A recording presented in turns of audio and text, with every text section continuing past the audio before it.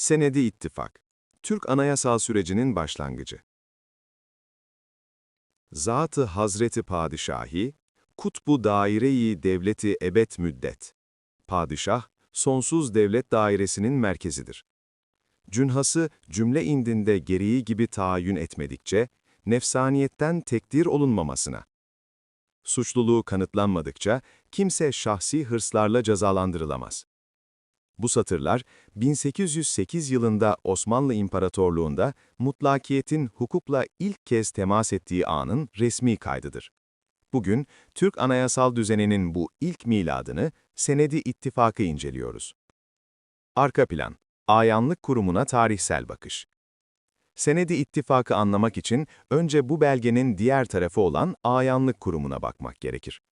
Ayanlar, başlangıçta halkın devletle olan ilişkilerini düzenleyen, seçilmiş yerel ileri gelenlerdi. Ancak 18. yüzyılda devletin merkezi otoritesi zayıflayıp, savaş masrafları arttıkça vergi toplama ve asker tedarik etme yetkileri bu yerel ailelere devredildi.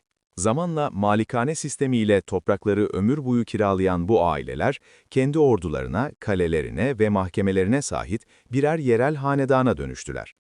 1808'e gelindiğinde artık karşımızda sadece memurlar değil, Yanya'da Tepedelenli, Manisa'da Kara Osmanoğlu gibi devleti ayakta tutan ya da dize getirebilecek devasa güç odakları vardı.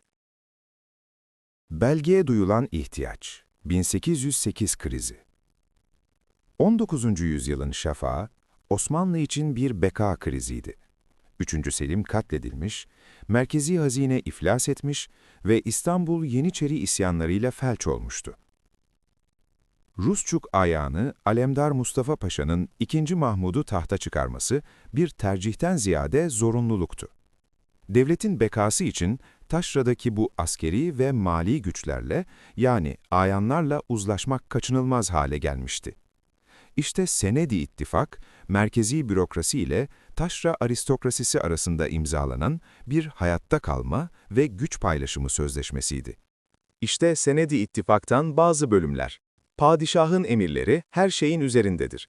İmza atan tüm ayanlar, padişahın otoritesine sadık kalacaklarına ve ona karşı gelecek her türlü hareketi el birliğiyle engelleyeceklerine söz verirler. Sadrazam, padişahın mutlak vekilidir.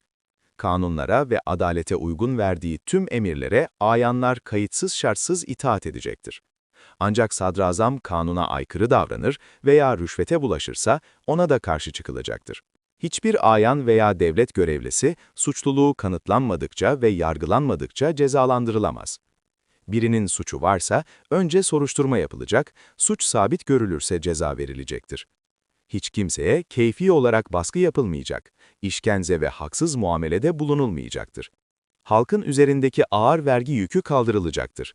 Vergiler toplanırken aşırıya kaçılmayacak, devletin belirlediği adil ölçüler dışına çıkılmayacaktır. Kimse halka eziyet etmeyecektir.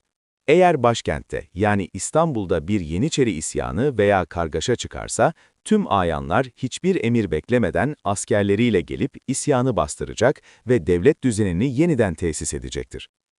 Ayanlar devlete sadık kaldığı sürece devlet onların haklarını ve mallarını koruyacaktır.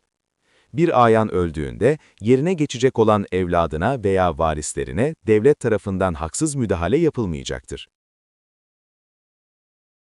Senedi İttifak'ın uygulanamama nedenleri ve sonlanışı. Bu büyük misak neden tarihin tozlu raflarına kalktı?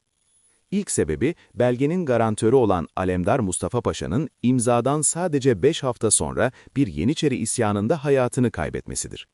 Ancak asıl neden yapısaldır. Sultan II. Mahmud, otoritesini kısıtlayan bu belgeyi bir hak tanıma değil, geçici bir taviz olarak görmüştür. Padişah gücü eline alır almaz, senedin tarafı olan ayanları tek tek tasfiye ederek merkezi mutlakiyeti yeniden tesis etmiştir. Magna Carta ve Senedi İttifak'ın karşılaştırılması.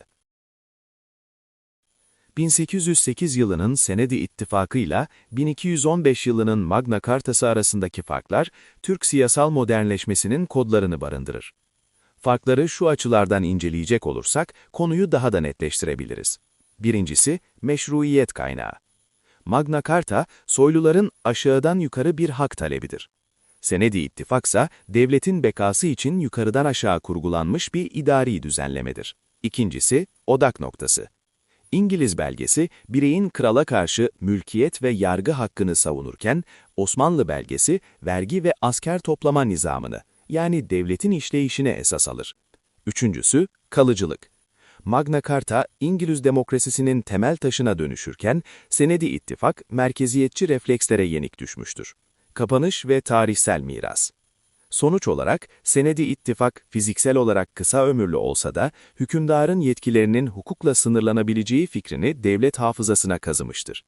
Bu metin, 1839 Tanzimat Fermanı ve sonrasındaki anayasal hareketlerin kuramsal öncüsüdür.